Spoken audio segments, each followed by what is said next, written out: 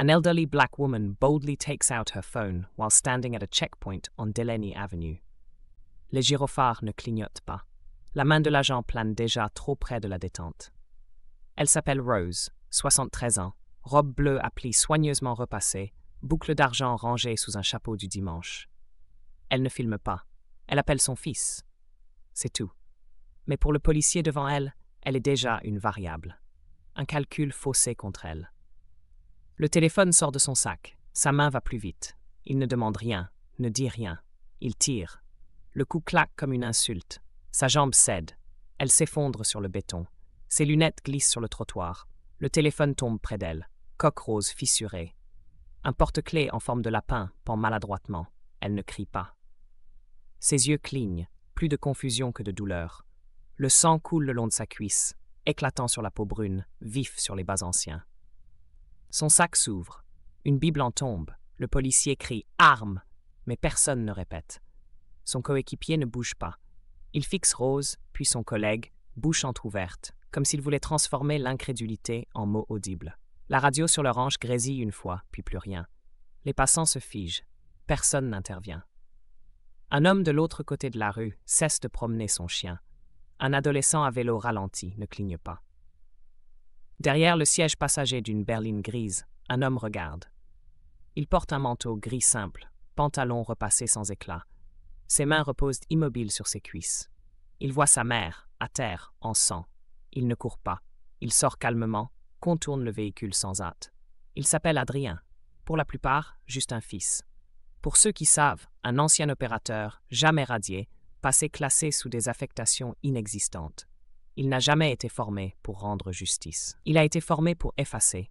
Action chirurgicale, opération silencieuse, algorithme gravé dans l'os et la mémoire. Les policiers le regardent approcher. Il y a dans sa démarche mesurée rien de décontracté, quelque chose qui court-circuite les réflexes. L'un tend la main vers sa ceinture, puis renonce. Rose halète. Le sang trempe l'ourlet de sa robe. Le téléphone vibre une fois à côté d'elle, notification ignorée. Adrien ne s'agenouille pas. Il ne pleure pas. Il s'arrête à 2 pas de son visage et la regarde.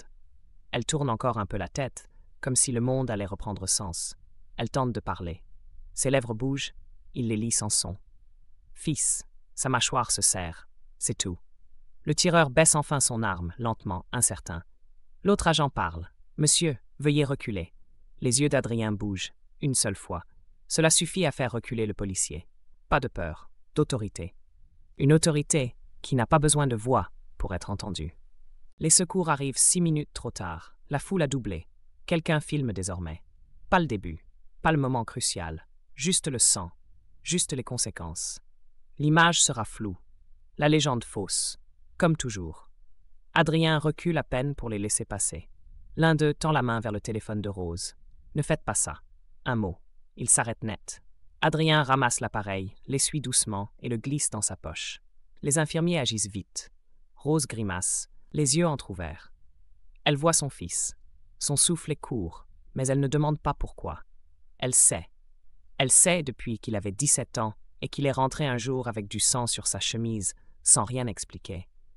Quand l'ambulance part, Adrien ne suit pas. Il reste là alors que la rue retrouve son silence. Le tireur s'appuie contre la voiture, main tremblante, comme si le choc venait seulement de le rattraper. Adrien ne le regarde pas. Pas encore. Au commissariat, la vidéo saccade une fois. L'archive numérique signale un fichier incomplet. Les rapports de chaîne de garde ne se génèrent pas. Quelqu'un tente d'accéder au dossier avec son matricule. L'écran fige. Accès refusé. Pas de code d'erreur. Juste un mur. Dans un centre de données fédéral près de Grenoble, un ping biométrique résonne sur un canal obscur marqué variante Oméga. 4 profils dormants s'activent. Des hommes qui n'ont pas répondu à un appel depuis des années. L'un taille des rasoirs dans un salon de coiffure à Bordeaux. Un autre décharge des caisses de poissons au port de Sète. Un troisième s'occupe de ruches dans les Vosges. Le dernier regarde déjà, bouge déjà. Il ne demande pas de détails. Le déclencheur n'était pas politique. Il était personnel. Rose n'était pas qu'une civile. C'était une des leurs. Une mère qui envoyait des lettres à des bases inconnues, des chaussettes tricotées à la main à des unités entières parce que son fils ne lui disait jamais où il était. Adrien ne les contacte pas. Il n'en a pas besoin. Le signal était dans le silence, dans la retenue, dans ce qu'il n'a pas fait sur le trottoir. C'était plus fort que des balles. Ça disait une chose. Il est encore sous contrôle, mais plus pour longtemps. À l'hôtel de ville, aucun communiqué n'est publié. On attend de voir si l'affaire prend. Si quelqu'un se soucie encore d'une femme qui n'est pas morte. Quand le titre circule, femme âgée blessée dans un malentendu avec la police, le ton est déjà posé. Ce soir-là, Adrien entre dans l'hôpital sans s'annoncer. La sécurité le voit sur l'écran, ne dit rien. L'infirmière en soins intensifs lève les yeux, puis détourne le regard. Il s'arrête devant la chambre, n'entre pas. Il la regarde à travers la vitre. Rose dort. Les machines clignotent et respirent pour elle. Sa main, bandée, repose à côté d'une couverture rose apportée par l'église. Il sort un petit objet de sa poche. Une médaille de Saint-Michel. Usée d'avoir été portée trop longtemps dans trop de pays, à travers chaleur du désert et frontières glacées, à travers des contrôles où seul le silence survivait. Il la tourne une fois dans sa paume, comme un adieu, puis la pose sur l'appui de fenêtre, non près de son lit. Pas pour qu'elle la voie, mais pour que ce en quoi elle croyait veille sur la pièce, quand personne d'autre ne le ferait. Puis, il repart. Les registres de l'hôpital signalent une visite. Pas de nom, pas parce qu'il en a donné un faux, parce qu'il n'y a plus de traces. Son dossier gouvernemental a été scellé, puis effacé, puis crypté dans un projet noir qui n'aurait jamais dû exister. Même le nom d'Adrien ne mène plus à un homme. Juste un vide. De l'autre côté du fleuve, dans un bar éclairé d'une seule ampoule et saturé de mauvais whisky, 2 hommes boivent. Les agents. L'un a tiré, l'autre a regardé. Aucun n'a été inculpé. Ils se penchent l'un vers l'autre, comme des complices qui perdent leur sang-froid. Elle a survécu, murmure l'un, plus comme une question. C'est fini, répond l'autre, voix sèche. Les gens oublient. Ils le disent comme une prière, comme s'ils suppliaient que ce soit vrai. Mais ils ne voient pas le barman qui n'a pas parlé de la soirée, qui n'a pas cligné des yeux depuis 3 minutes. Ils ne voient pas les dessous de verre marqués subtilement, un triangle fendu de 2 lignes, à peine visible dans la condensation. L'un d'eux sent enfin quelque chose. Il ricane, tente de se ressaisir, cherche son arme. Du plastique. Pas de poids. Une fausse. La panique glacée le traverse. L'autre ouvre sa veste. Même résultat. Leurs vraies armes ont disparu. Échangées en silence. Ils quittent le bar précipitamment. L'un oublie sa plaque sur la table. Dans la tour municipale, jamais vraiment sombre, une enveloppe Kraft apparaît sur le bureau du maire. Aucun expéditeur. Aucune trace. À l'intérieur, des images de caméras corporelles non encore soumises à l'enquête. Avec le son, on voit l'hésitation, la visée, la malveillance. Un policier plaisante, une électrice en moins. L'autre répond, trop lent pour tirer. Je m'en charge. Pas de métadonnées, pas d'empreinte, juste la vérité. Il y a aussi une liste, 19 noms, victimes, villes différentes, même schéma, plaintes enterrées, témoignages discrédités, dossiers scellés. Et maintenant, dévoilés.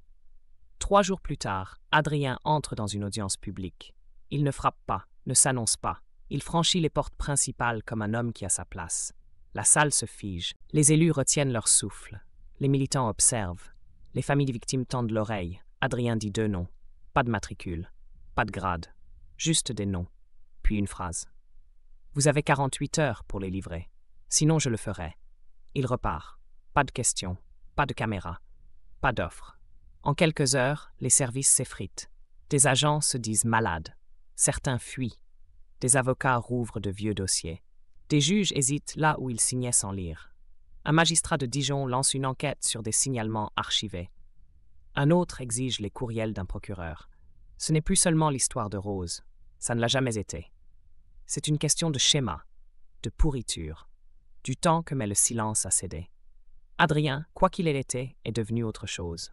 Pas un homme, pas un mythe, une faille sous les pieds du système. Rose se réveille une fois. La lumière la blesse, sa jambe est raide, son cœur régulier. Elle regarde autour, confuse, puis se concentre sur l'infirmière à ses côtés. « Où est Adrien » murmure-t-elle. L'infirmière ne répond pas. Elle serre sa main plus fort, comme une promesse. Sous le tribunal, dans une pièce jadis réservée aux objets trouvés et aux formulaires fiscaux, une imprimante vrombit. Pas des résumés, des rapports complets, caméras, audio, email, tout. par ordre alphabétique. Une confession trop longtemps enfouie. Au milieu, un mot manuscrit. Ce n'était pas à vous d'enterrer ça. L'imprimante ne s'arrête pas. Elle alimente des cartons marqués pour livraison. Pas à la presse, pas encore. Aux commissions, aux avocats, aux familles. Des vidéos de genoux sur des coups, de tasers sortis trop tôt, de voix ignorées. Chaque fichier une preuve. Chaque nom une vérité. Pas de communiqué, pas de conférence. Juste l'encre, horodatée, authentifiée, incontestable. Adrien ne revient pas, pas besoin. Sa voix résonne dans les dossiers, les couloirs, les décisions. Il n'a pas besoin de badge ni de bureau, juste du temps et de la mémoire. On l'a traité de traître, de gêne. Les fichiers l'appellent autrement. Méticuleux, chaque détail croisé, chaque omission notée. Ce genre de vérité qui n'exige pas un jury. Elle exige des comptes. Les premières démissions sont discrètes, pour raisons personnelles. Puis viennent les renvois. Les donateurs ne répondent plus. Les syndicats se taisent. Et quelque part, un juge ordonne « Ouvrez tout ». Les caméras clignotent. Le chef de la police baisse les yeux. Le maire perd sa voix. Les journalistes posent des questions qui ont désormais des réponses. Parce qu'Adrien l'a voulu. Pas de lumière, du changement. Et Rose dort. Cœur calme, parce que quelqu'un enfin a entendu le coup. Pas avec les oreilles, avec la conscience.